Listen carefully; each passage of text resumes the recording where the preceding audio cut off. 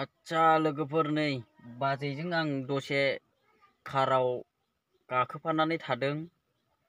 जोंना बाजैया अयथासार गारियाखौ दाब्रायनो हासै आरोखि दा बेबायदि ओंखारनो दा जों गोबोरखिनि खोलाहा इंलिश मिडियाम स्कुलावहाय फिसालाफोरखौ लांनो फैदों।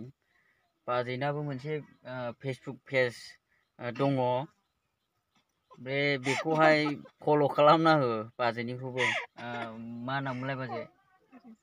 औ रिजिना नार्जारि बिथांनिबो दङ चेनेल। गारियाव मोनसे भिडिअ नायदों जों बाजैजों आंजोंहाय बिराद इन्ट्रेस्ट नै नोंसोरबो एसे नायदो नै लोगोफोर नै। दा बेबायदि गारियावहाय जों बेबायदि नायदों आरोखि बिराद इन्ट्रेस्ट एसि होलायनानैसो नायलायबावखादों जों नै गारियावहाय।